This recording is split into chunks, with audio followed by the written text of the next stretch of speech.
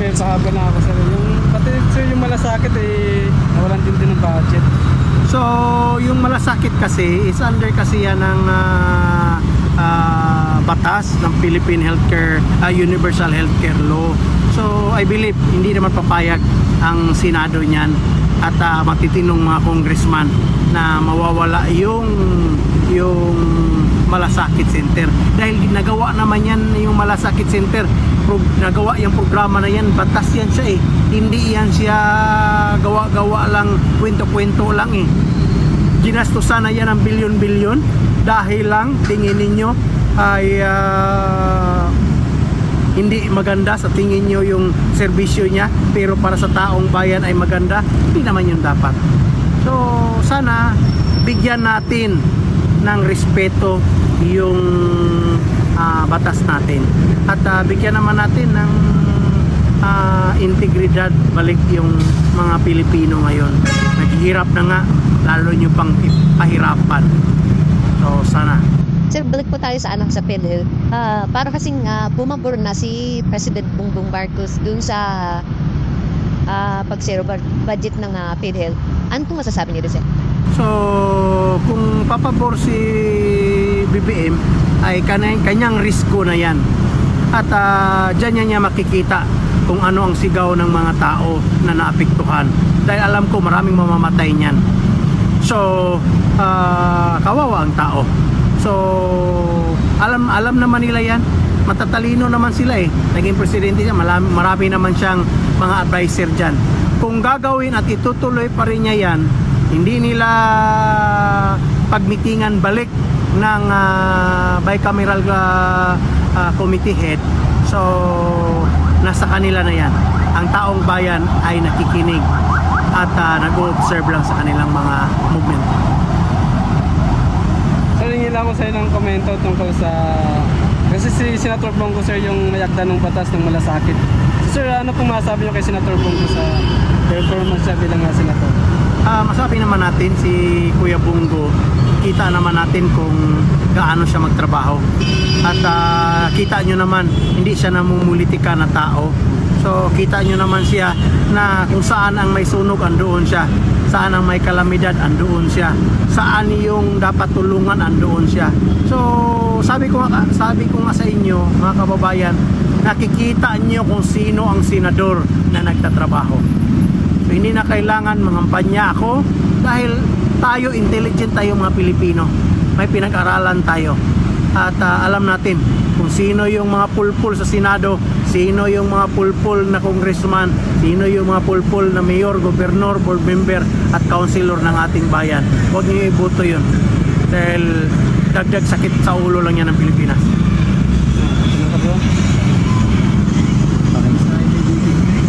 Baka meron kang gustong sabihin kay Vice President Inday Sara Duterte.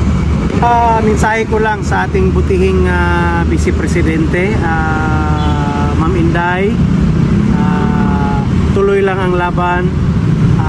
Alam ko tao ka rin nasasaktan, tao ka rin na makakapil ng down dahil hindi ka naman robot, hindi ka naman high na tao na nagdudroga na hindi mo mapipil kung ano ang naramdaman ng mga tao. Ma'am Inday, nahihiyak ako. Continue to serve the Filipino people dahil kami dito, kahit nasasaktan kaming mga naniniwala sa iyo at nagmamahal totoo sa bayan, naghihirap, ikaw ang inspirasyon namin ng mga Pilipino, ng mga leader ng mga parallel group. Minsan kami din nasasaktan din dahil mahirap na makipaglaban dito sa Manila na you're from Mindanao and alam mo na maraming nangailangan sa distrito ko sa Sarangani ng tulong ko, but andito ako ngayon sa Manila. Bakit andito ako sa Manila? Dahil dito ka maririnig.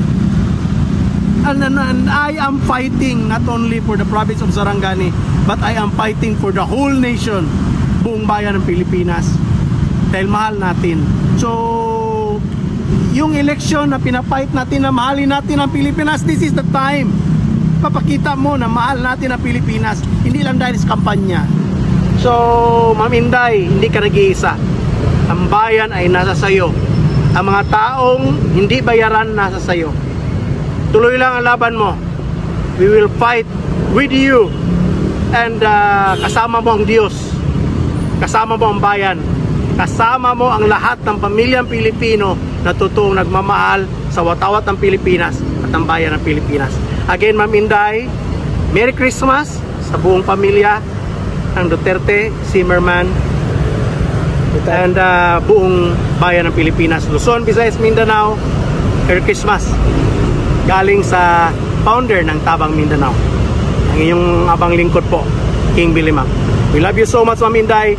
We love the Philippines. Mabuhay ang Pilipinas. Again, mahalin natin ang totoo ang Pilipinas.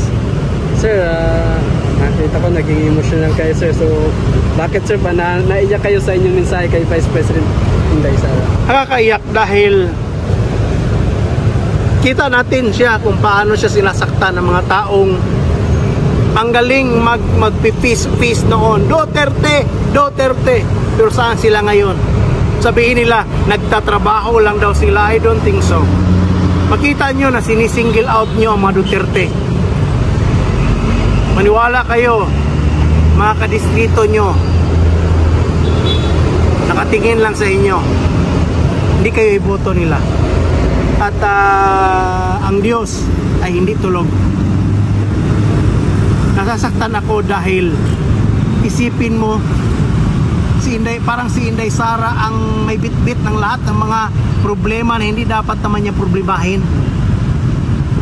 100 million plus lang ang problema ng intelligence fund. Hindi nyo iniisip kung ilang bilyon na intelligence fund ang ginagastos ng Office of the President, ng mga lahat ng mga opisina, ng Senado, ng Kongreso, ng lahat ng mga national government.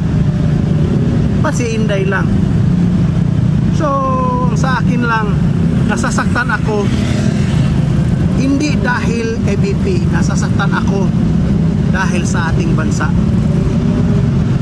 Believe me, ngayong Noche Buena, may iba ang Noche Buena ngayon kaysa sa Noche Buena ng 5 years ago, ng 10 years ago. Hindi kayo masaya, hindi maraming handa, and believe me, hindi, until ngayong araw na ito, yung ordinaryong taong Pilipino, hindi pa kayo nakabili ng regalo para sa inyong mga inaanak. Dahil nahihirapan tayo. Yan ang isa sa sinyalis, yan ang isa sa mga sign na ang Pilipinas ay bagsak na sa ekonomiya. Anong gagawin nyo? Tulungan natin si BP. Let's pray for her strength, good health, at lalo na wisdom para sa mga congressman na may naiwan pang integridad, kredibilidad at loyalty para sa ating inang bayan. Ito yung time. Tumayo ka para sa bayan.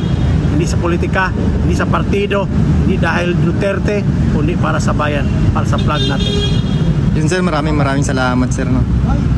Salamat.